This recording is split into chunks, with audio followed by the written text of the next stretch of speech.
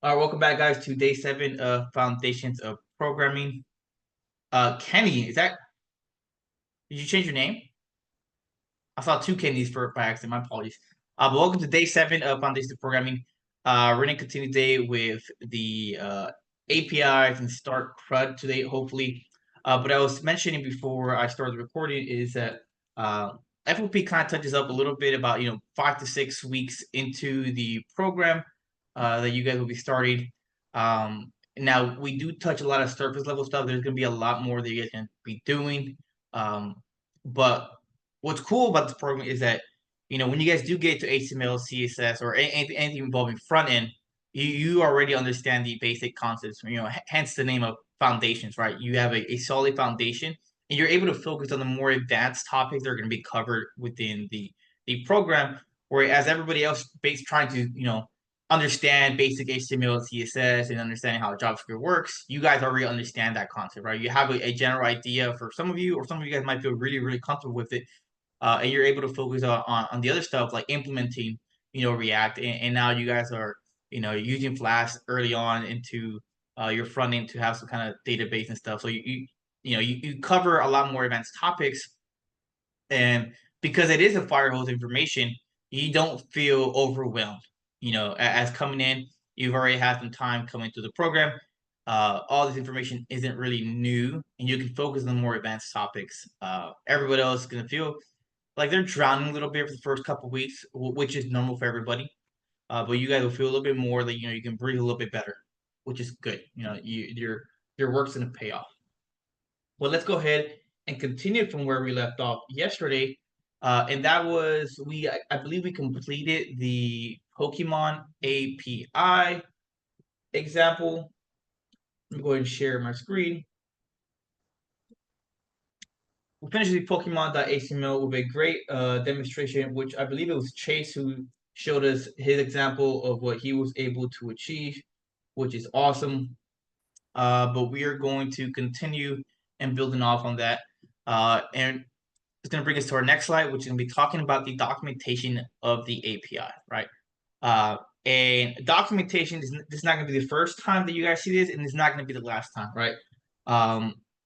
Everything theoretically, you can learn everything about a framework just by reading the documentation, right? Some very good documentation will have good examples, tutorials, how-tos, starting up, different scenarios, and examples of every concept and method that it gives you.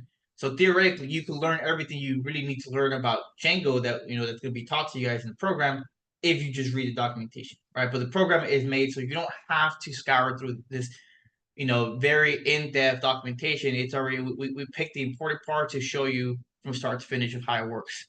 But documentation is very important. It describes it's pretty much your FM, your TM of how something works and is built. It's in an analogy, kind of like the Bible of what your program, your framework that you're using, right? Some documents are good and some are absolutely horrible, right? Some are not very helpful. Um, and a great example of that was the cocktail DB. There wasn't really much to go off of. It was just like a small example for different endpoints, but a good documentation page will tell you from start to finish how it works and explain every single step, so you have a good idea of what you're doing. Some a little bit more vague than others. And then reading documentation is honestly a skill of its own, um, that you will acquire through your time in your coding journey. And I say that because when you first start coding and you're looking at the documentation, it seems very, very foreign, right? It almost feels like you're reading, a language that you're not used to. For me, like if I was trying to read Chinese or Mandarin, right, I wouldn't understand Mandarin at all because I have no knowledge of Mandarin. So it just looks foreign. But as you progress through your time here with Platoon, you're going to see a lot of these things that are going to make a lot more sense. As you read documentation, things are going to start to click, and you're going to be a lot better at reading documentation and knowing how to apply it. Um, and like I said, that's a skill that you need to acquire through time and through trial and error and just looking at more documentation. You don't just suddenly wake up one day and you're like, I'm really good at reading documentation, right? It's gonna be one of those. They say like drinking coffee is like an acquired taste. Very similar. It's an acquired skill that you have to get used to.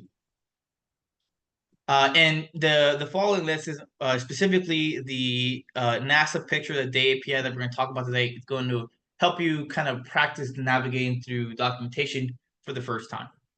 But before we jump there, let's go ahead and go on to the next slide, which is going to be talking about local storage. Can I ask something real quick before we move on to the next subject? Of course, As far as like as for the fetch, as far as the old syntax versus the new syntax, is there really a difference in functionality, or is it just like a prettier way of writing the code? I guess I just wasn't sure, because it's like it might be more fashionable to use the new one, but is there actually like added functionality to using the new syntax as I think opposed to that the old one? yeah, I don't know the nitty gritty of it, but I believe the async and the await work better than just the fetch and dot then by itself. It's almost like adds extra layers of ensuring that it's going to work properly. Um, Maybe that's not the best explanation. I can find a more exact um, reason of why it would work better, but it's I don't know the nitty gritty of it. It's like what can I do to describe it? Um, think of it as if you're trying to put a pencil together. Right? Remember, you have a pencil and it's snapped. You can wrap it up with one layer of duct tape and it might hold. But what if you put 5 layers of duct tape on there? It might be better, right? In a very simplistic way of explaining of how async and the await work better than the fetch and the dot then just by itself. Does that make sense? I don't know the Yeah. raw actual technical way of how it works better, but I just know that it's the more improved version of doing it. Does that make sense for you, Jason? Yeah, I understand. I And mean, it yeah, it's like a topic you could dive into, like if we really want to. I know we got to move on to other things. um Yeah, I can do a that's quick okay. I'll look. I might just kind of research it on my own tomorrow, just because I'm kind of interested. for my quick little Google search, right? And you saw it's kind of explained it too. They're both handle asynchronous operations in JavaScript, but async in a way is also preferred for readability, maintainability, and error handling. So it says I guess it would be much better, easier to read, and it's prettier. It's more elegant, and it's more standardly used these days, which makes it better than using fetch these days. If that makes sense. Fetch is an outdated. The fetch and the outdated is an outdated method of doing it. You can still reach the same outcome, but one will be easier to maintain and read amongst your team, right? Um, does that help? Yeah, Okay, I hope it did. But all right, let's go ahead and move forward. We're talking about local storage, and local storage is going to be a nice tool that you can utilize, um, and essentially think of it as a temporary compartment where you can store specific values, right? And the way that you're able to see the local storage is by using these dev tools that we've been seeing, right? Um, if you go to your whatever browser, let's actually check. Let's go to bbc.com and see what our browser is saving in local storage. So when I come here, if I go to my spec tool, to be able to find the local storage, you want to go, I believe it's memory. No, it's a application. There we go. Application. Right? So this is the application that you're working on this browser, and you can see a couple of things here. Specifically, the local storage. You might even see the cookies here. Um, Cookies kind of have a track or a record or log of your history of things you've done here. Um, but the storage can save some variables um, and we can see here that these are very foreign to me. I'm not exactly sure what all these key value pairs are doing, but my browser is saving some items here in my local storage. Or let me rephrase that. The application I'm currently in is saving data into the local storage of my browser, right? and the application is using the information that I have here in local storage to have some functionality working, right? And a good example of that will be using TLDraw and explaining how local storage could work, or how you guys are going to use it in the actual cohort, right? So we have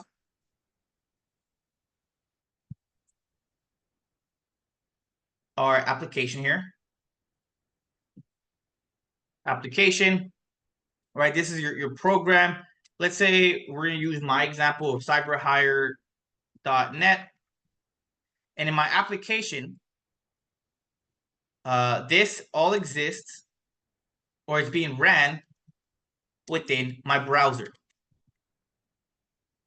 right?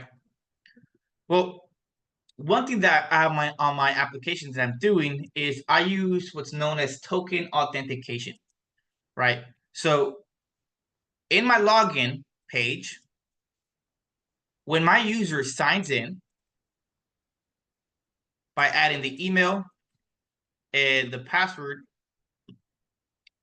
this is going to put a request to my backend, right? It's going to grab the email and password. It's going to put in that request as we covered already how we talk to APIs. It's going to put in a request to my backend. It's going to give my backend the email and the password.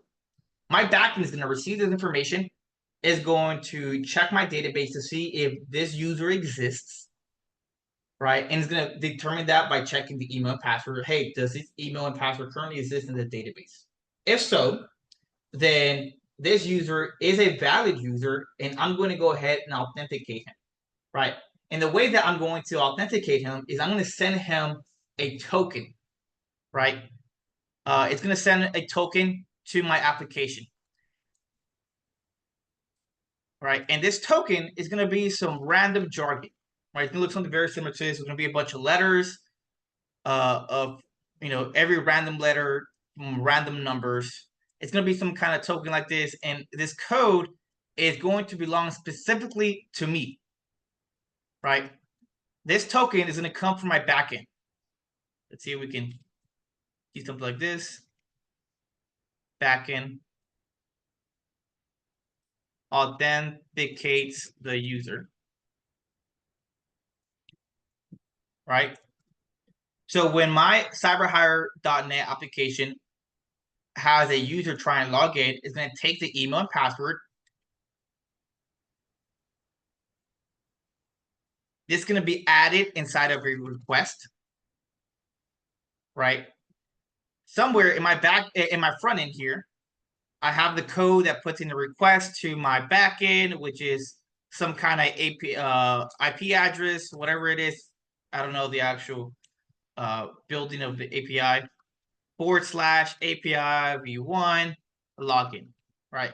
It sends some kind of request to wherever my backend is currently living in, right, on the server, to this specific endpoint of API v1 login.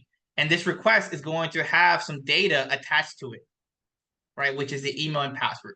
It's going to send it to my backend. My backend is going to receive this information. And once it determines that I am a valid user, it's going to generate a token for me.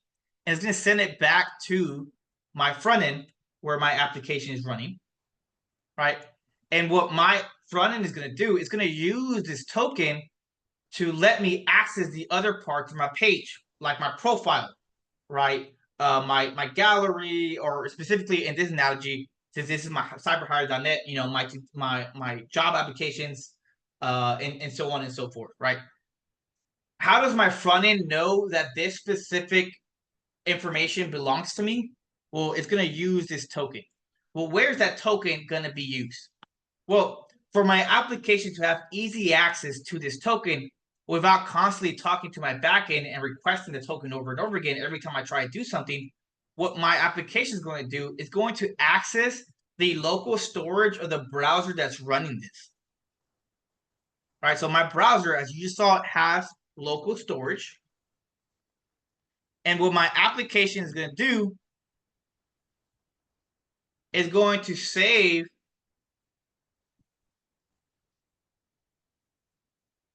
my token in local storage in this format of key and value. The key, what do you think is going to be? Token, right? And the value is going to be the actual token itself, right? Something very similar to this.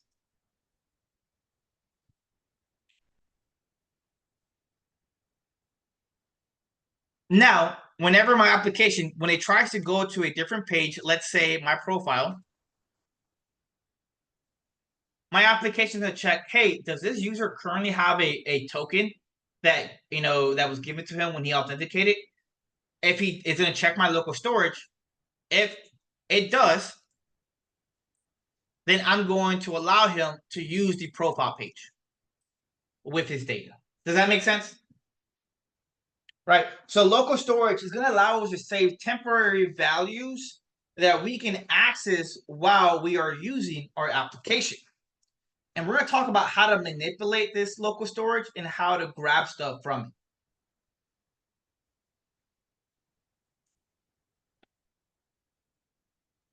So what is local storage? It is a special kind of API that allows you to store data across browser sessions, right? So a session is kind of like, your time when you log in. It starts a session, right? This is your session of you working on your profile. While you're logged in, that's what we call a session. But while you're logged in, you will have a token that tells the application that you are currently logged in, right? Whenever you log out, we delete that token, right? And that signifies that this user is not logged in anymore because he doesn't have a token active, if that makes sense. Right. So here is a quick demo of what it looks like. The way that we manipulate the local storage, very similar to the DOM. To access the DOM, we call it the document. But to access the local storage, we're going to call local storage. And local storage has some couple of methods, right? One of the methods is going to be called set item. And set item takes two arguments. The first argument is the key, and the second argument is the value, right? So in the code, what this is doing, it is setting some kind of key value pair into local storage where the key is string and the value is a string of X, Y, and Z. And if we want to grab stuff from local storage to be able to access it, we use get item, right? So local storage dot get item. And the argument that this takes is the key of the item you're trying to grab, right? So we set something inside of local storage, and then we're able to access it. When we access it, it doesn't delete it, right? We're essentially just kind of grabbing the information to use it, but it's still there, right? We're not deleting anything. We're just accessing it. And we save it to a variable called getString. And then the next line here is console.logging a string, right? This is string. They're not actually running the command. They formatted the local storage.get item as a string. And right after that, they're also console.logging the actual value of that, right? And here we see a much different or more accurate example, and as well as the methods that we're going to be using, right? Set item is going to set something into local storage. We see here that the key value pair is going to be a key of count with value of 1. We then grab that key, which is called count, and we console.log it. And we're not showing the console here. What we're showing right here is how local storage is saving that. Right here, they're within the application tab of the inspect tool. They're accessing the local storage. There's one item saved in here. And here you see the key value pair. The key is count and the value is 1. So to set stuff in local storage, you have to call the local storage command and then use the set item method. To grab something, you use the get item method. If you want to remove something from local storage one at a time, you would do remove item. And how would you specify what item you want to remove? Take a wild guess. Local storage dot remove item. Yeah, but how does it know what item to remove? Just the key, probably. Yes, it's going to be the key. Exactly. Good guess. Right. So whatever item you're trying to remove, you're going to pass in the key within the remove item. That's going to remove one specific item from local storage at a time. If you want to just completely clear your local storage, you have the .clear method. All right, so these are your 4 methods that you're going to use to manipulate and work with local storage. Now, this one doesn't have a student example. We only have one exercise for local storage because it's fairly straightforward. But let's talk about it real quick. The botscore.html. We're still within lesson 5. We're going to open up botscore, the HTML, and the JavaScript. I'm going to open with live server. And it's just an image with probably some H tag here, right? We see here, yep, it's an image. It already has a source. The image itself, it's within the botscore directory. So this is a file path, right? We have here nums.png. It exists within the directory. And we have an alternate here of numbers just in case it breaks. And then we have the header that we saw there of show local storage count here, right? So your goal is to be able to show the count that's in local storage and display it on your HTML. Well, let's look at the JavaScript. The JavaScript, the first line, it's going to set that count key value pair that we saw in the example in local storage. We then grab the value from count and save it into get string, and then we're going to console.log get string. Well, let's see if that's actually working. Let's go to inspect tool and see console. And we see here that it is printing out the 1, right? This is telling me that it's going to be in my JavaScript file on line 5, which is true, right? The JavaScript is actually printing out something here. And this value is the value that came from using the get item from local storage. Well, let's check local storage to see if it's in there. If we go to application, local storage here, there's one item saved in here, right? If I click it, we see here that in local storage, we have one item, which is a key of count and the value of 1. So they were able to actually save something in here on line 1 here. Then they were able to grab it and then console.log. So your assignment, what do you have to do? You're going to create a button that adds 1 and a button that subtracts 1 to a bot score stored in local storage, right? Well, you already got the code. It's already in there, but you need to create some 2 buttons in your HTML. These buttons need to be able to manipulate the local storage and increase the count by 1. You need to have a second button that subtracts it by 1. We see here that the current count in local storage should be mirrored in the DOM. So you should be able to display it. Add a button that resets the count to 0 as well. So you should have 3 buttons. One that adds, one that subtracts, and one that resets the count to 0. All right, pretty straightforward. This is going to take everything that you learned so far, working with HTML, manipulating the DOM, and JavaScript in general. And just now we're adding the new tool, which is the local storage itself. All right, I'm going to give you guys 15 minutes to give it a try. Once again, we're going to turn off the cameras and turn it back on the moment that you are done. Before we go, Kenny says, what is a framework? A framework, Kenny, I'm sorry, I just saw this message, is a sort of a tool that expedites rapid production, right? So everything that you see here that we've been doing, whether making HTML, CSS, and JavaScript, we are doing it manually, right? We are hard coding it with very manual means, right? Frameworks, what they do is they're essentially a tool that you can use that make creating websites faster. So instead of manually doing a lot of this stuff, there's ways to create repetitive code that can do a lot of the heavy lifting A lot of these frameworks also take care of security stuff. Like Django is a really great backend framework because it takes a lot of basic, cybersecurity things that you as a developer probably wouldn't think of normally. Because before we had to manually code everything, we had to make manual templates for HTML, CSS, and JavaScript so we can try to repeat. But with Django or React, these different frameworks, you don't have to constantly remake new templates. They have a lot of built-in features that allow you to do a lot of this stuff very quickly, right? So that's what a framework is. Hopefully that answers the question. Time is 5:57. Let's go ahead and return at 5:13 or 5:12 actually, I think. Yeah, 5:12. I'm sorry, 6:12. If you guys finish early, then we can come back even faster.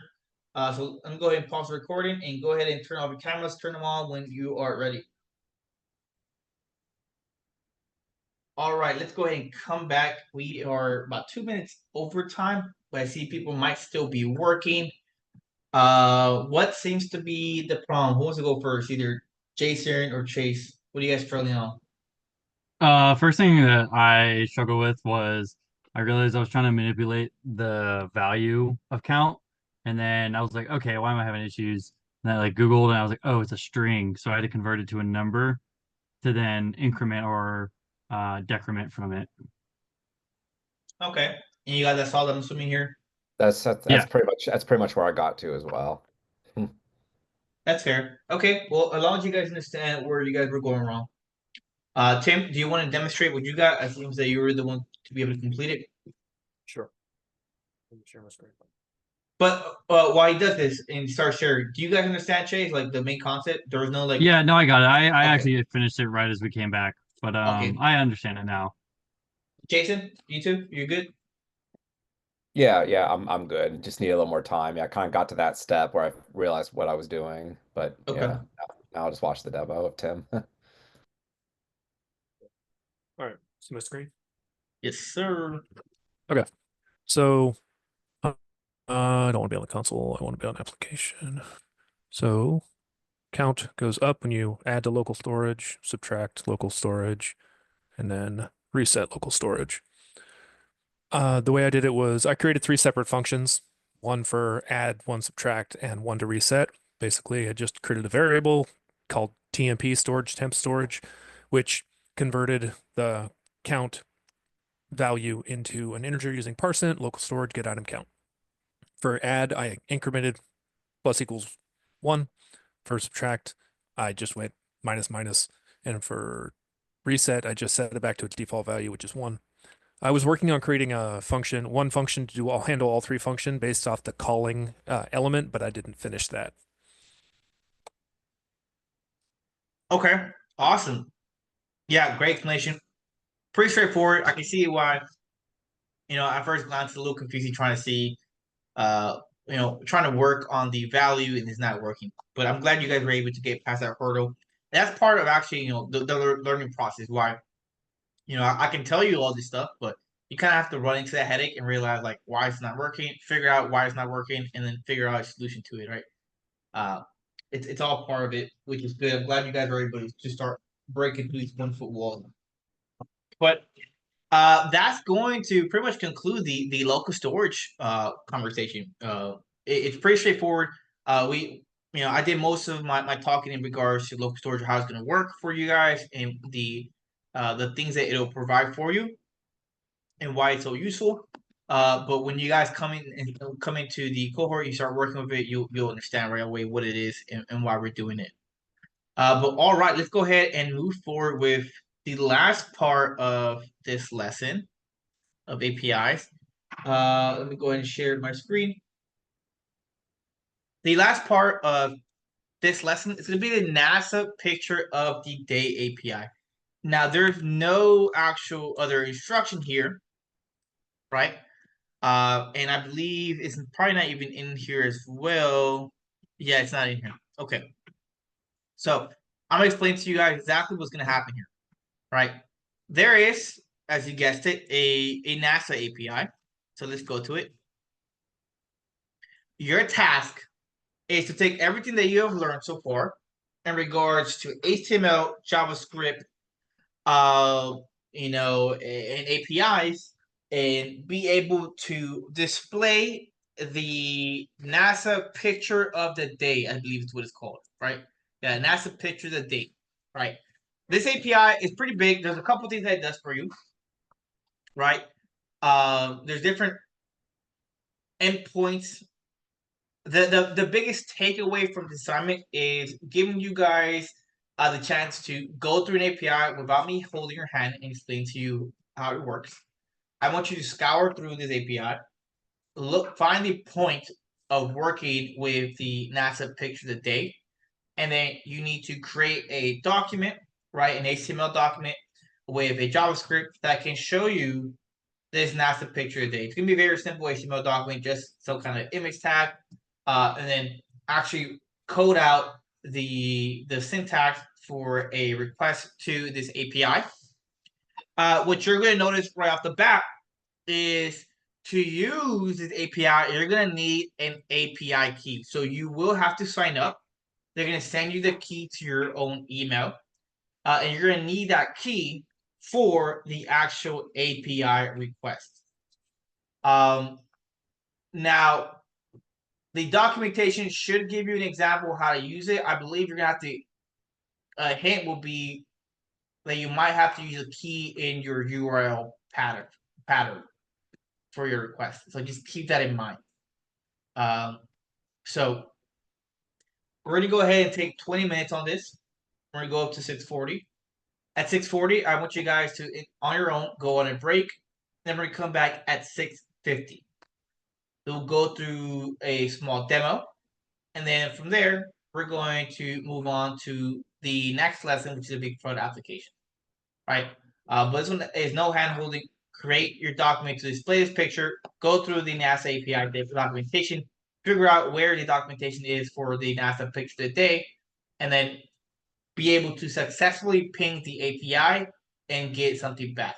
Now, what I have seen before when I've taught this class is sometimes the picture of the day is not a picture and it's a YouTube file or a YouTube video, and it won't show you a nice picture, right? It might not even show you anything. So just be aware of that issue if you do encounter it. Hopefully today there is a picture, but sometimes there's a video recording of space for the day. So just keep that in mind.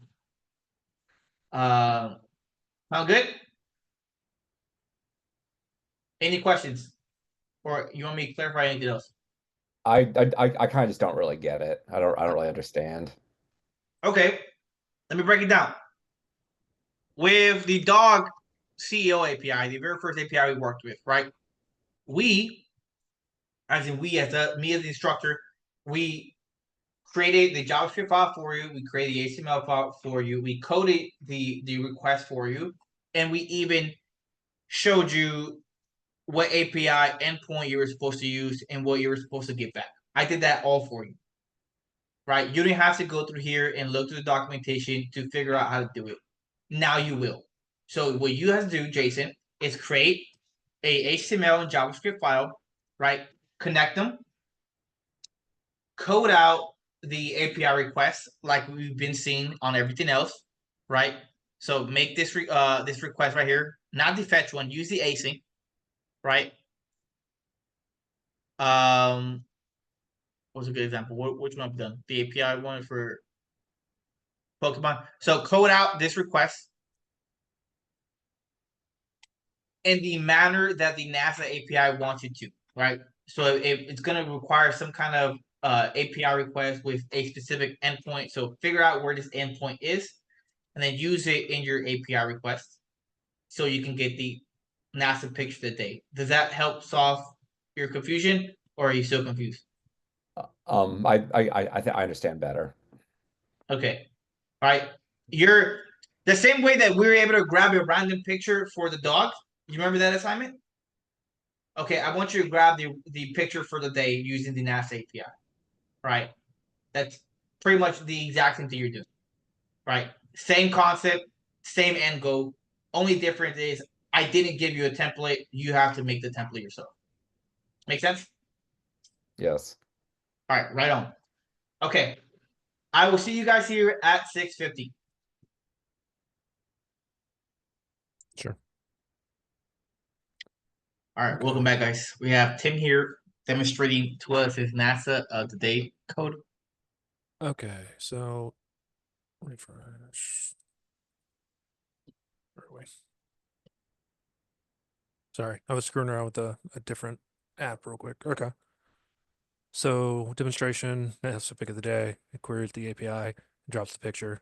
I did a little bit of CSS to it just to make it more manageable looking, but the app is really simple.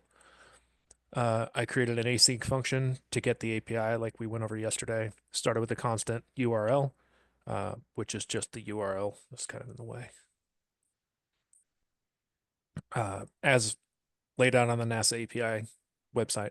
And then the constant for the key to add, because we're not using arguments, we're using the key, which I got from my email after I signed up.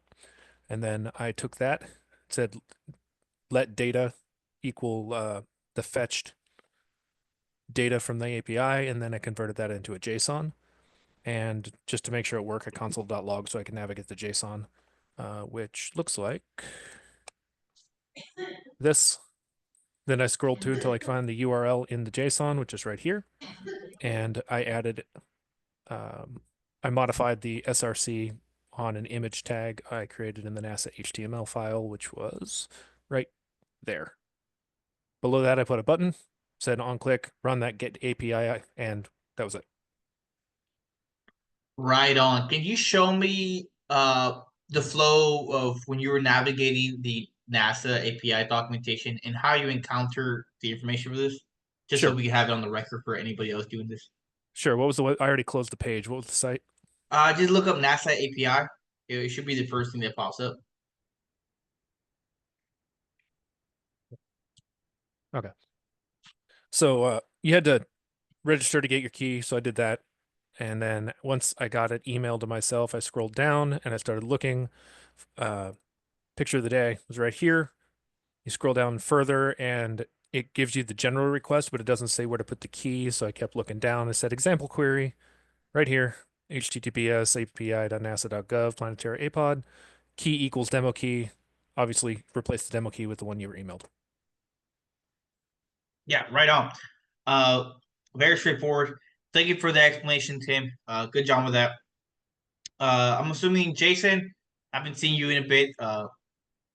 Were you able to get that far or close to being finished? You're muted, my friend. Maybe like 70% of the way. Okay. So, All right, that's good. Well, as long as you guys are making progress, but once again to reiterate, it was fairly simple compared to the dog API, right? Same logic from start to finish.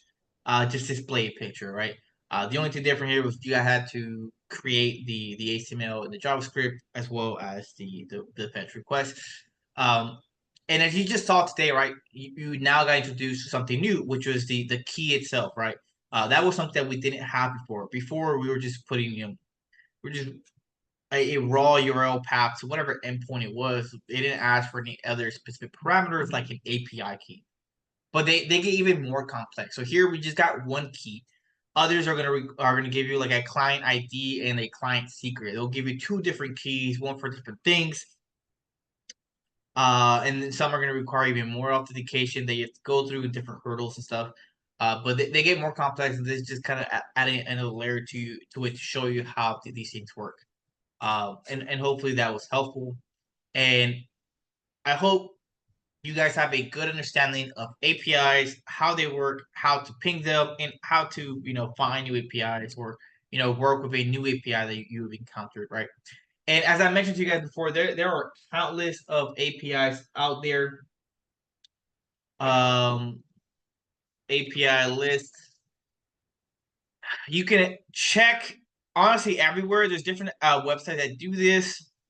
You can find GitHub repositories that have a bunch of APIs, public APIs. I've never visited this website, but API categories, right? Animals, application development, audio, There's a huge amount of different types.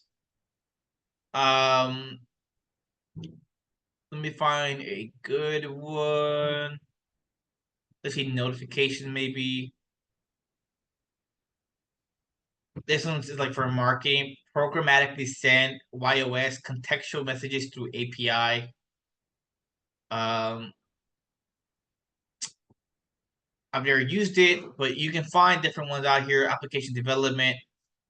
I don't think it's a good website. There's not many options here. Public API list. Let's check this one out. A collective list of free APIs for use in software and web development. Geocoding is a good one. I have some students in the immersive program doing that right now. We have animals, anti-malware, art and design, business. Let's see if we can find a really good one. Calendar, cloud storage, or like using the OneDrive or Dropbox and stuff. Cryptocurrency, there's always one. There's always one person in each cohort that's like really into crypto and wants to do something crypto based. I wouldn't be surprised if one of you guys are the crypto boys. What other APIs are out there? I'm looking for something more specific. Let's see. Dictionaries, disasters, documents, no. Weather stack, community air pressure API. Yeah, there's so many out there. And all these APIs provide some form of service for you. And it'll give you information that you guys can use. I've seen this before. This is a really cool one. The Dungeons and Dragons API. It lets you kind of like create an application. If you want to create characters, if you guys are a little nerdy, dudes with Dungeons and Dragon teams, if that's what you're into, I can never get into it. I'm not big into role playing stuff, but my friends really love stuff like this. So if you want to create a Dungeons and Dragon application to create characters for your group, that gets together in the weekends, you can create a website that can generate a new character for you. There's other APIs too that do stuff for it. See, this one has like tutorials, right? API reference. But there's so many APIs out there that you can use to your advantage to create whatever comes to mind, right? The sky's the limit. So whichever you decide to go forward with, you can see a bunch of stuff out. Geocoding. Let's see. This one show me what I'm looking for.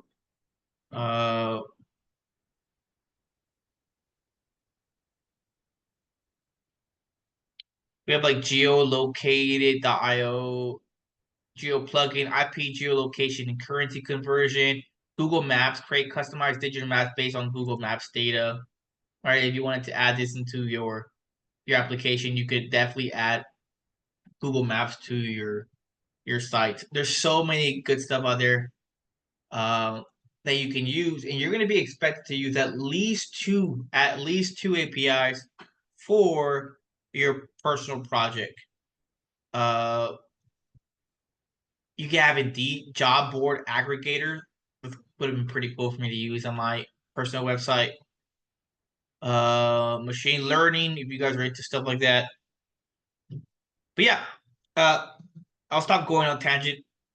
So, we covered a small little bit of all the possible APIs that you can use out there. There's some free ones, there's some that become, you have to pay for. This is a list of free ones, right? Someone made a whole repo, and GitHub is full of stuff like this, of resources. Don't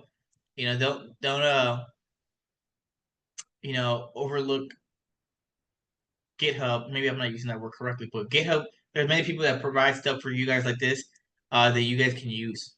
But yeah, that's going to conclude the APIs. We're going to move forward with the next part of our lesson, which is going to be CRUD apps.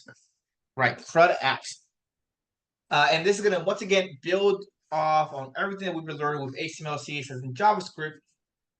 But it's going to kind of help you guys transition into the back end once you guys get into the immersive program.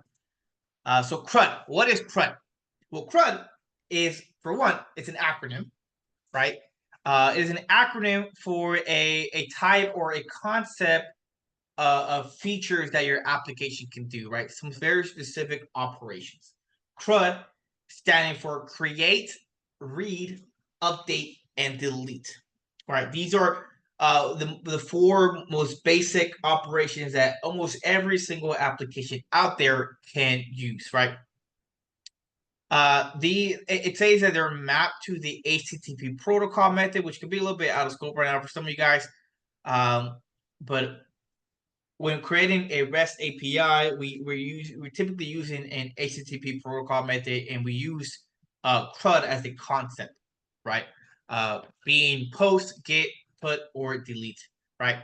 Now, these four here map to the acronym, right? So when you want to create something, and that could be create a new image on your application, if you want to create a new user, if you want to create a new playlist, if you're adding a new song to your playlist, you're going to create a playlist song, right? So it creates some kind of an object like that, right? That is connected with the word post, right? So the part of the acronym where we create something, that is a post request, right? We are creating something new. Now, when we use something to read, right? The read part of the acronym, that is a GET request. And that's what you guys have been doing up to this point, is these requests that you have been making to these APIs were essentially a GET request, right? We were getting information from this API, from some database, right? And by getting this information, we then display it so we can read it on our application, right? So get is directly linked to the read part of the acronym. Now, to update something, we call this a put request, right? A prime example would be if you have, let's say, your profile picture on Instagram, right? If you wanted to update your picture and upload a new picture in its place, then what the application is doing, it is putting a put request to its server, right? So when you're on the front end of the application, right, on your phone, and you're on your profile, and you try to upload and change your new profile picture, what's happening under the hood is the application is putting in a put request to the backend with the new image that you gave it, right, and some additional information, but it's going to update the data in the database with this new picture, right? So updating is linked to the put request, right? And then the most straightforward of them all is the delete request, right? So deleting something, we are putting some form of a delete request. So CRUD stands for create, read, update, and delete, and they're directly linked to specific actions, which are your post request, the get request, the put, and the delete request, right? Do I have any questions on the acronym CRUD, what it stands for, or what are they mapped to?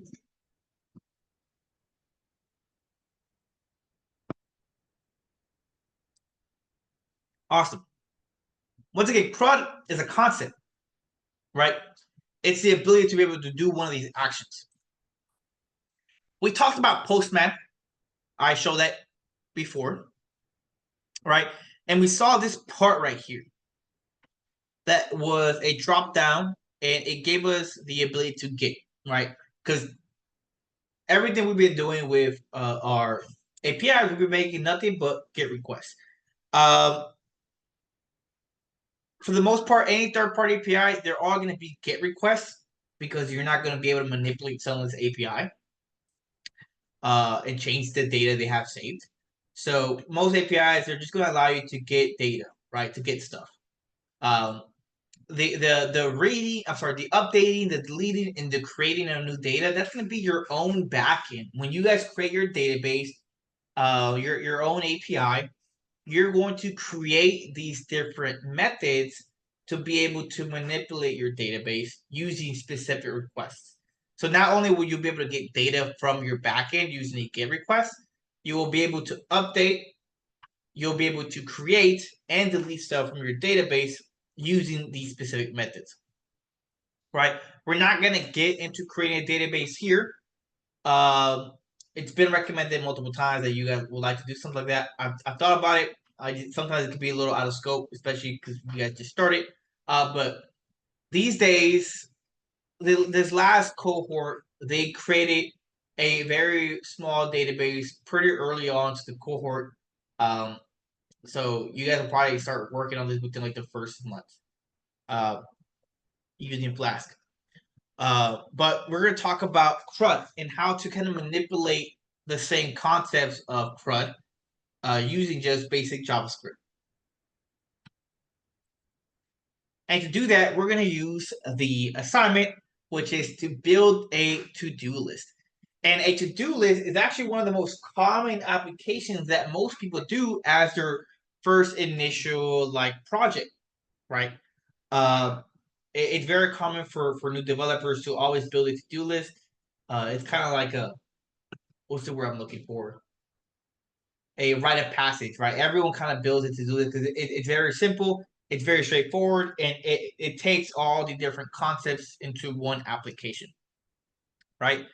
So we're going to create a to-do list, and this to-do list needs to be able to create to-dos, right? So we should have a list, and this list should be able to create new tasks that we need to take care of. The reading aspect of CRUD is the very fact of being able to display this on our application, right?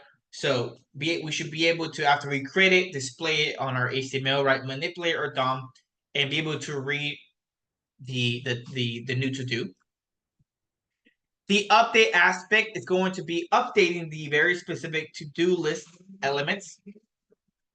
So can you guys hear the blender in my background? I'm sorry. You're a blender? Okay, good. Sorry, my wife's looking. But the update aspect will be updating these specific elements to show you or represent that you've completed a task. There's different ways you can do this. The example that is used here is having a cross out feature on your text. If you want to kind of have like maybe some kind of color that represents it, whatever you want to do, but some way to demonstrate that you're updating a specific to-do task. And then finally, being able to delete a to-do task from your to-do list, right? That's going to be the assignment that we're going to do. But before I break you guys off and continue here, right? This to-do list application is going to allow you to kind of see CRUD at work, right? We're not going to be manipulating any kind of database because we're not going to get into the database, but the ability to update something, delete, create, that's all going to be CRUD. The CRUD features is not just the back end, but it's also the front end. And what does that mean? Well, if I wanted to create a new to-do task, not only do I have to create the tag in my front end, but it also has to be created in my back end, right? Because next time I log in, where do you think my application can get all this information from to update my list? It's going to go into the back end and look for the tasks that have been created in the past. It grabs that information and then it displays it on my application. So CRUD works both in the front end and the back end. We're only going to be focusing on the front end during the foundation programming, so you can see how CRUD is done in the front end. And then once you guys get into immersive, you'll see how CRUD is applied using the back end, right? CRUD is also a concept that almost every single event, if anything, all applications actually take into its application, right? Like TikTok, right? And like most applications out there, you have to create an account, right? When you create an account, you are essentially running a post request, right? The application is creating a new user, right? So when you sign in to TikTok under the hood, right, you are either creating a post request or you're getting doing a GET request to get your information, right? When you create a new group chat on WhatsApp or whatever application you use, you are creating a post request, right? When you delete a group chat, when you delete a friend from Facebook or Instagram or something in that regards, you are creating a delete request, right? When you update your information, when you edit a post on Facebook, right, that is creating a put request, right? So every application that you have out here that you guys use under the hood, they're using CRUD. And we're going to essentially replicate the same functionality within our own.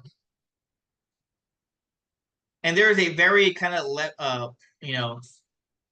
out of place slide here, which we will talk about in a little bit after class. But we are going to go ahead and work on the to-do list for the remainder of class. Lesson 6 is supposed to be an all-day theme to this one. But essentially, your assignment by the end of it should look something fairly similar to this. Now, it doesn't have to be perfect, right?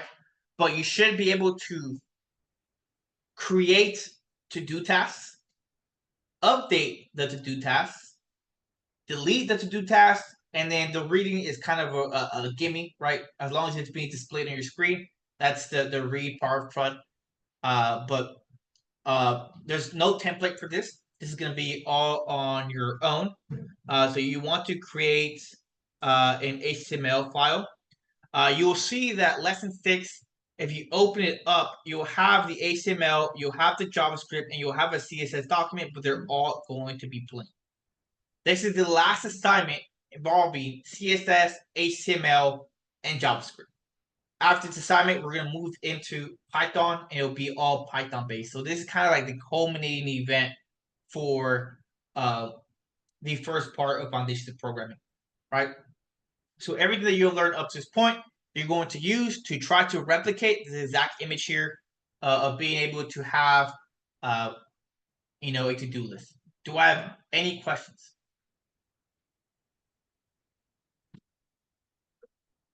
Okay. Let me go ahead and stop sharing. There is no template here, right? Everything that you've learned up to this point is going to be up to you guys. So, fill out your HTML document, connect your CSS and your JavaScript file, and try to replicate this application, right?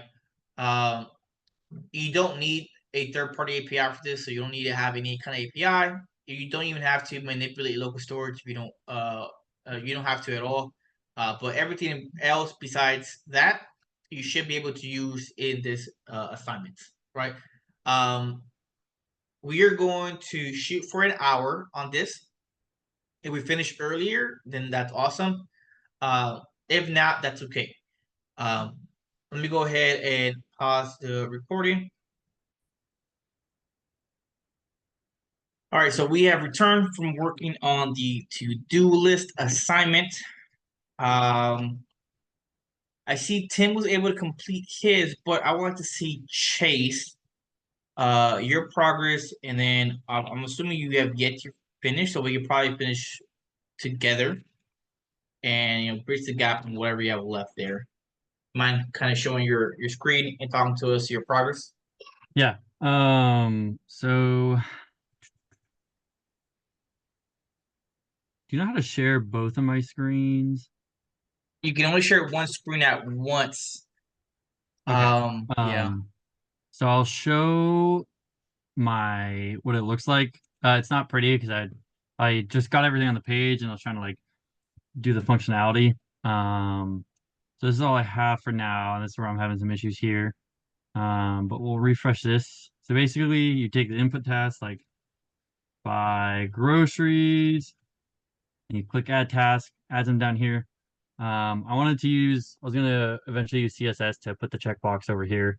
And I was actually gonna get rid of this one because what I want to do and what I've been working on unsuccessfully is once you have a bunch of tasks, you can check off the ones you want to. So if you have buy groceries, and then buy cat food. And then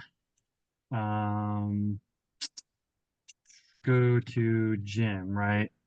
What I want it to happen is, say you bought your groceries and you went to the gym. I want to remove those. I want to click remove and have those gone. Or like if I'm not going to do them anymore, I guess. Or if I've done them and I want to update them, like strike through them, click update task. And so that way I can do multiple at once and you don't have to, do each one at its own time. That's where I was going to have an issue in that part. So I will, is there a way to change my screen without stopping the share? Press share again. It should give you an option to choose something else. Okay, perfect. So yeah, I can see your VS Code now. Typically, Okay. what you want to do is you want to share your monitor, not the application you're working on, so you can just move like tabs or windows around. Okay. Let's But yeah, see. Yeah, mine only has screen 1 and screen 2. okay, yeah, that should be your monitor more than likely. Okay. But basically over here, I just did the really basic layout, right? So you have the first div is going to be the entry field. You have the input of user input, just text. That's where they put in the task to add. And then there's a button to add task, which adds it to the list. And then there's also the other buttons of remove tasks, or remove task and update the task. So really basic. Again, I didn't really format it very much, didn't do much CSS. As far as the JavaScript goes, I added 3 basically event listeners of add, remove, update. So the most complete one I'll go with first. If you have add task, you do add task, you put your thing in, you hit click, it runs this function. So it'll create a new element. That's basically just a new div is what it'll create. And then it takes the user input text. So the value of this text box that you put in takes that value. And then I set I take this new div and I set the inner hotmail or the inner text as the user inputted text, the value right there. And then it grabs the parent task, which is this div over here, this task list. And I was actually going to put them in an order list or an order list, but so it takes that and then so it takes that and then it appends that child. So it takes that added task and appends the child to it. And then in the same function, what it'll do is it creates a new element of input. That input type is a checkbox, and the class is checkbox just so it's a little bit easier to call. And then the same thing appends that child. And then this, I was actually going to get rid of this. So I'll just kind of green that out for now. And then what I was trying to do is do the update. So what I wanted to do here, and this wasn't quite working, and that was the issue that was on my Hotmail file on the browser. I wanted to take the query selector of all the checked checkboxes, and I had found this kind of style on Stack Overflow, but I don't think it was quite working. And then what I was trying to do is take all of those checked boxes and update the text decoration to strike through, basically. That's as far as I got. So not the most functional, but I got some of the basics down. I don't know if you want to walk through what you see as incorrect or anything. In regards to the update task of why it's probably not working, it's probably because it's a list and it doesn't know how to handle it. So what you might want to do is run a for each method on all checked. Okay. And then as you run through it, you want to grab every individual element and then edit the style text decoration. Right. So it's probably having difficulty doing it because it's in the list. Right. So yeah, you might want to do something very similar to that. If you want to give it a try here on screen, we definitely can. Okay. For each, and then I gotta look up the thing for forage again. It's gonna take. So once you start the for each, I can walk you through this. Okay. You have to declare a temporary variable, what you want to call it. So, you can call it like list item or task, whatever you want to call it. And then you want to put a space, and then you want to do a fat arrow function. Oh yeah. Okay. So anonymous. Right, and then yeah, curly braces, and there we go. Now we're looping through every individual tag that we've grabbed from here. So we can call list item. Mm-hmm. And then from list item, that's where you would manipulate the style by saying dot style, um, dot text decoration, or however you had it. I think you have a typo there. You have computed Oh yeah, style. okay, style, not map. Style, style. Dot. What is that doing? It's some autocorrect or autocomplete function. Style dot text. Machine. And I think And that's you manipulate. Let me double check. that's what it was showing on Stacked Overflow, the one I was looking at.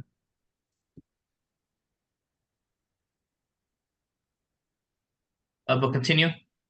Okay, text See if it's decoration, working. and then it would equal it as I think it was called line through. Mm,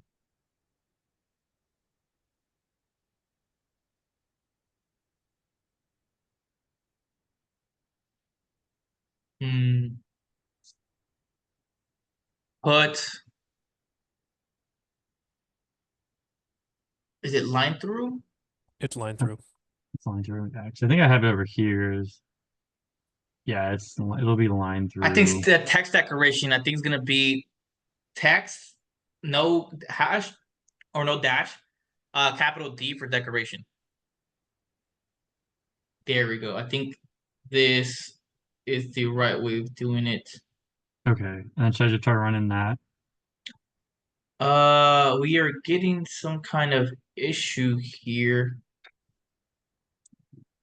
because of the syntax. He's expecting something there. The Oh, let's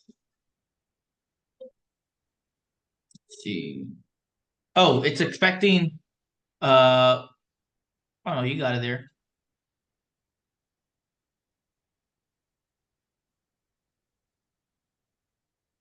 Hmm,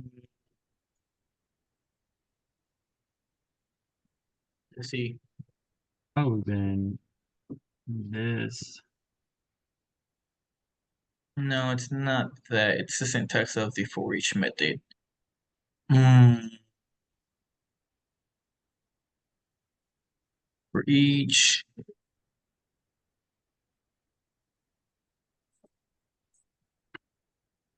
curly brace. Oh, I think it's no. Why are you doing it? Does someone see something I don't see? Oh, I think it's this right here. Oh yeah, I think I accidentally deleted that.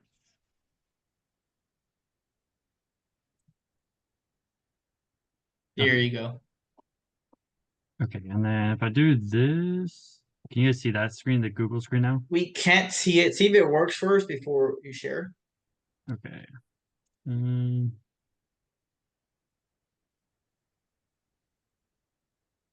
If it doesn't work, it's probably because we're grabbing it wrong on the query selector yeah, all. it's not working, and so I think it's like I really tried this because that's how I thought I did it at a previous time, but I don't think.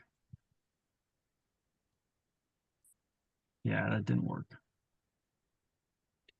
What if you're trying to manipulate? So I had all the checkboxes by each task that was added.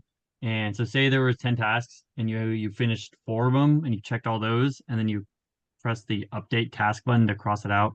That's what I was trying to do. So I was trying to grab all the checked ones. What is this right here? That all checked. That was supposed to be that list of all the checked ones. Is it getting the checkbox or is it grabbing the list task item? Right. So, for example, you created right here, added task. Right here, my bad. So the div, you want to grab these divs, right? Because this is where you're trying to do a line through, right? Yeah. But how does this right here know what checkboxes belong to these specific divs? Oh, so would I have to change this input to div? Something like that. There should be something that we can link them together to figure out what they belong to. Okay. Would it be, could I use this class over here, tasks? Where?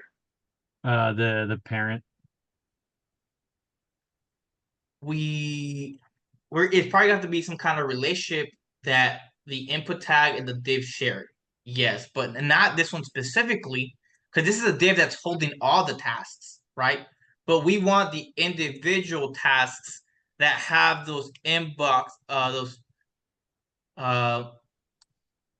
the input boxes within them. So here's what I think we should do. Go ahead and stop sharing your screen real quick. Okay. This might be the way that we want to do this. And this is kind of a good learning point, which is why I'm glad we're covering this. Let me share my screen. Right. So we have, or you have,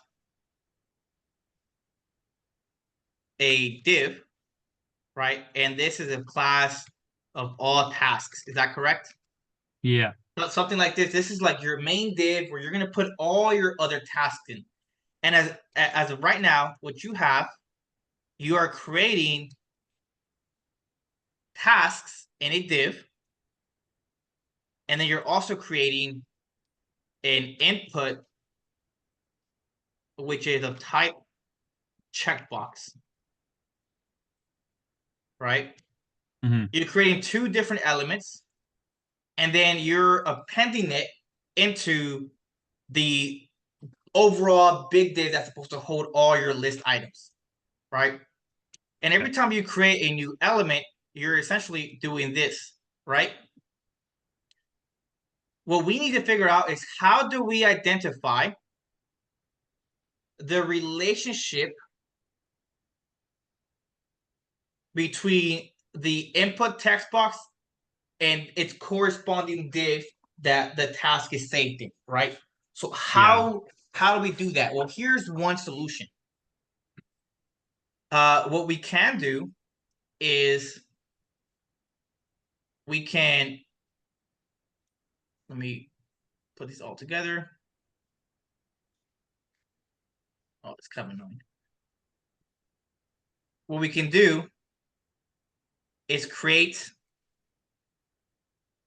some kind of element. It could be a div or whatever you decide. And this div, what you're going to do is you're going to append two children to it.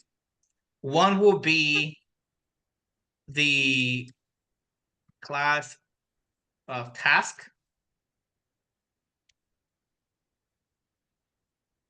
And then the other one will be input of type checkbox, right? So every single task or list item is going to be within its corresponding div. So every time you make a new task, the task itself and the checkbox will all belong to a very specific parent, right? So then what you can do is, the way that you will solve this is you're going to check if let's go with green, right? If the checkbox is checked off, right, then you're going to grab the parent of the checkbox of where it belongs, and then grab the child from that div, right? So you have to do, it's kind of like a run, it's a multiple step process. We're gonna check, hey, let me grab all the input tags I have, and you're gonna loop through all the input boxes, and then you're gonna check the parent of that input box. And once you grab that parent, you're gonna grab the child of the task itself. And then you manipulate the child. And you're gonna do that for every single one. Does that make sense? I think I see. Yeah, I kind of think I see what you're saying. Because now they share a similarity, right? Because the similarity here between the checkbox and the task itself is that they both belong to a very specific parent of their own individual div. Whereas before, you didn't have the similarity. All checkboxes and all tasks belong to one big overall major div. So it was kind of difficult to figure out how can we grab them by some kind of relationship.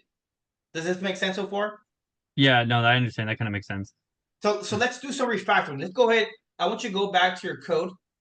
Mm-hmm. I want you to share VS Code and let's do a little bit of refactoring. And this will be the last thing that we cover today. Right? So I want you to press Control Plus so we can zoom in a little bit because it's very zoomed out. Oh, sorry. Oh, it's okay. Wrong screen. There we go. That's so much better.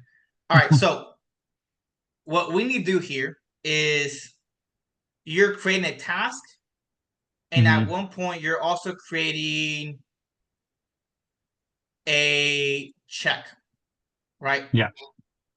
So these two need to be created back to back, but you also need to create a div somewhere first where you can add both the task and the checkbox into that div. Okay. So maybe right around line 8, let's go ahead and create a div and call this like task div, whatever you want to call it, or single task div, whatever makes sense to you.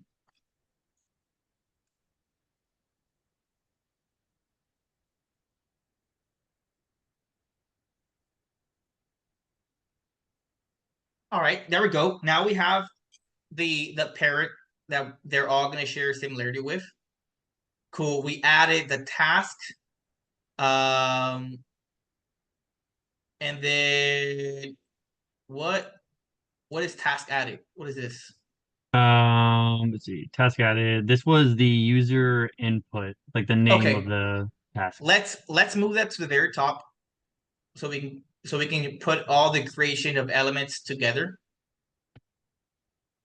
All the way to the top, make it the first line. Like up here? No. Inside that function right here. Okay. And then put a space afterwards so we can separate it. Yes, Tim? How are you moving it like that? It's Alt and the arrow keys. When you have something highlighted, or if you have your the cursor right here, as you see, in a line, you press Alt and you can use your arrow keys to move stuff. Awesome. Thank you. Yeah, no problem. All right, so we have the value here. All right, now we create the task div, which is good. We create the added task. And then this is good right here. They're together. Let's go ahead and we might want to delete this for now. Just remove line 16 and 18. Oh, just 16 and 18? Yeah, 16 to 18. Okay. Oh, okay. I see what you mean. Okay. Let me get rid of some of these drawings. All right. So we have the parent div. We have the task. And then we have the checkbox. All right. So now that all three of these are created, delete this. Because we're no longer adding it to that big parent task. All right, now the next step will be to appending task div. My apologies, let me rephrase that, not task div. We want to append added task and the checkbox into task div. Okay, so it'd be task.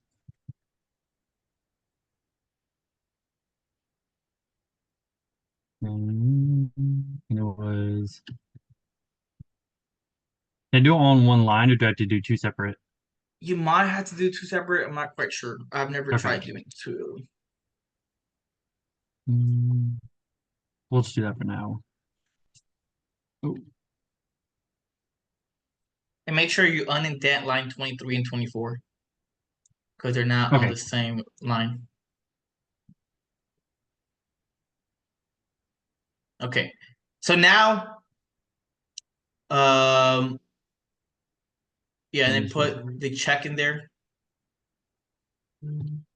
Okay, now they all belong to one corresponding task div. And now finally add the task div to this. Parent task. Yeah, so now that those lines 16, 18 that made you delete, you're gonna have to redo that now, but with only adding this one. Okay, so that would be So yeah, once again, grab. main Yeah,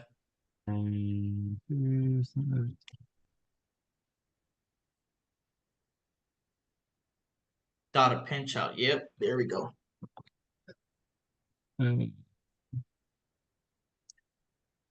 Okay, now let's make sure this is working. I want you to give it a try in your browser.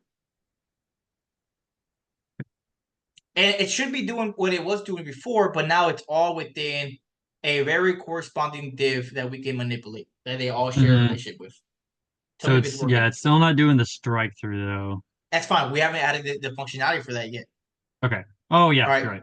Right. So okay, now we can update the strike through. So now what we want to do is we don't want to query this. We want to grab all of the task divs that we have been creating. Right? And how do we do that? Do you know how? To grab all these. Yeah, so we created a bunch of divs that have a task and a check. So we want to query the corresponding div that holds each task and each check. But we probably want to maybe give it a class or an ID, right? Which we never did here. Let's see.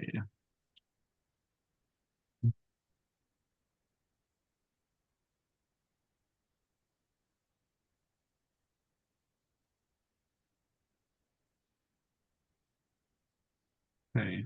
That work like that, right?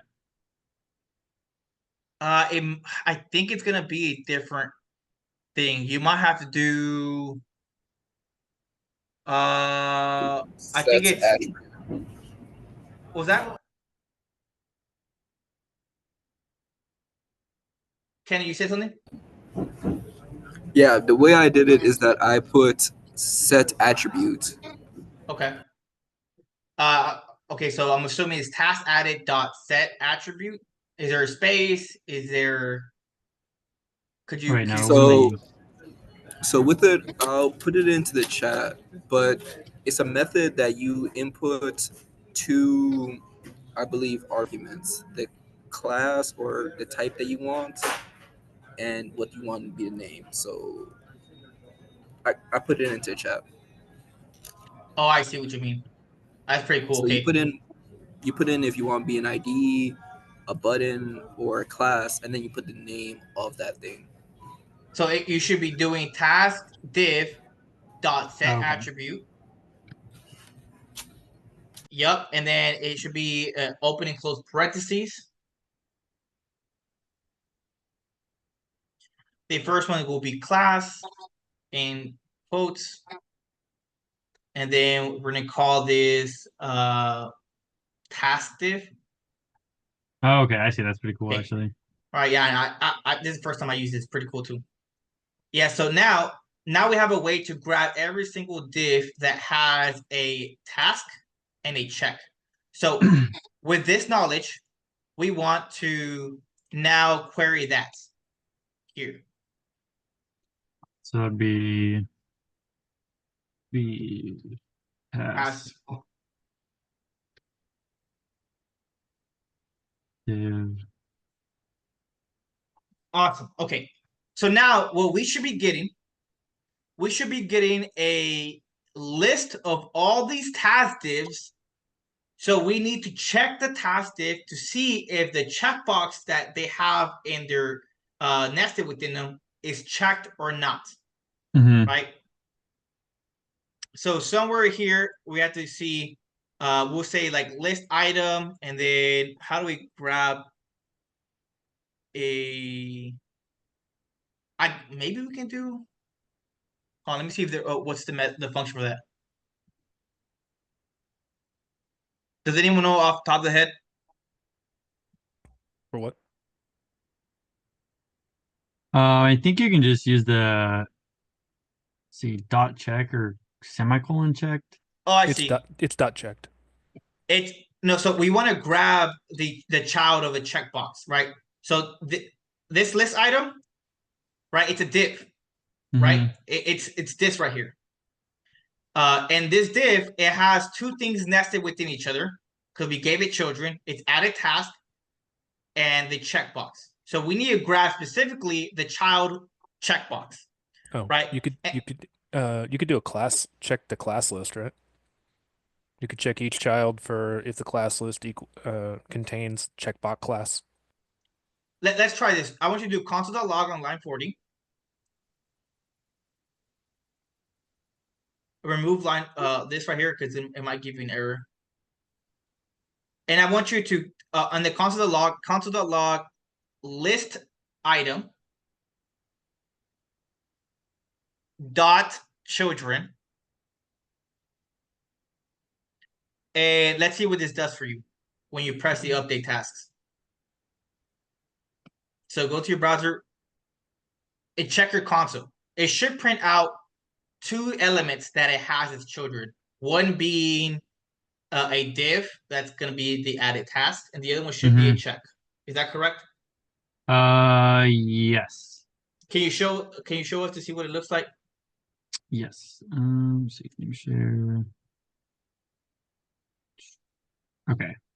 So like there's these. And over here in the log, there's a div and then the checkbox. Yeah, right. So we want this checkbox, right? That's what we want to grab. And it looks like it's a list, right? It's giving us a list. And the check, yeah, it's an array. My bad. And we want to grab index 1, right? To grab the child. Okay. Right. So go back to your VS Code. Can we see it again? Yeah. Share your VS So this Code. would be like, in this case, it'd be like that. Correct. And that would grab the specific checkbox. Now, here we have to do some kind of logic. We have to see if list item dot children index 1, which is the checkbox, is checked, then we want to do the following, right? So how can we do that?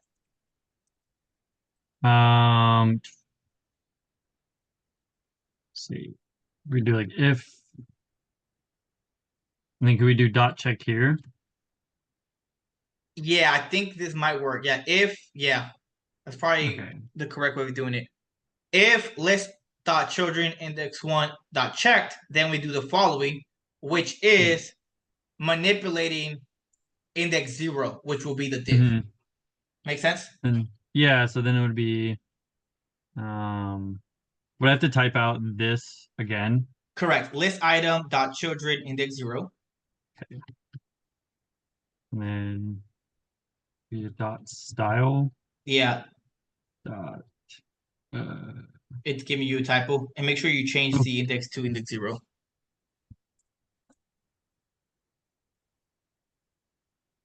Dot okay, style.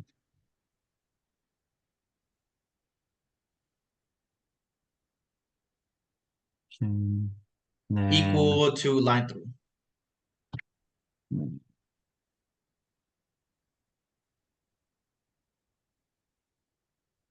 then do I have to do an else statement here or not? Because it's only the no. If it fails this check here, it's not going to do anything. Right? So it will leave everything else by itself, but only these will be changed. Can you show us your browser if it's working? Okay, let's see. Groceries, gym. Okay, so that worked. There we go. Wow, that would have taken me. I don't know if I would have figured that out.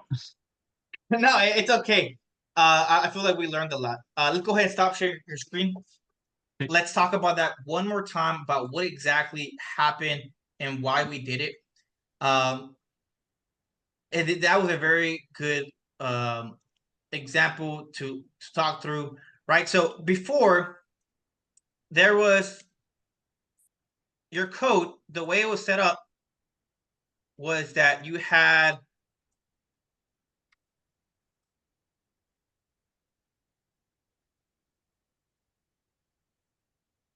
as a matter of fact, it's not even like this, right? It was they were actually stacked on each other because they were just all one children of something.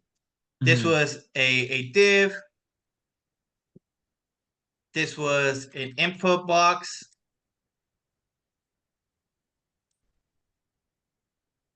And it was all like this. It didn't look like that because of the CSS, but in the hierarchy of your HTML, this was actually what was happening, right? And you had this big div that was like tasks, something like that, right? And every time you created a new task and you added in a div and create a new checkbox and you added it to this overall div called task, it was just stacking them like this. So they were they're all children of this one overall task. So it was very difficult to figure out what input box belonged to what specific div. So we had we had to find a way to give these some kind of relationship that we can leverage to figure out which one belonged to which. And what we came to the conclusion was create a different specific div for every single individual task item. So that way we can reference this parent to grab the children that it has. Right? Does this make sense to every single one of you guys, or is it anybody confused? I see a bunch of head nods. We are good to go. Awesome. That was a really good learning experience. Thank you for that, Chase. Really appreciate the demonstration. Do you have any closing remarks about that? No, it makes sense because I was putting the checkboxes in there, but I wasn't relating them to the text that they were with, so that makes sense. Yep, awesome. I'm glad we all learned something. Even I learned something new with a set class. I never had to do that, so it was nice. So I learned just as much as you guys do. Well, that's going to conclude today's class. Let me go ahead and stop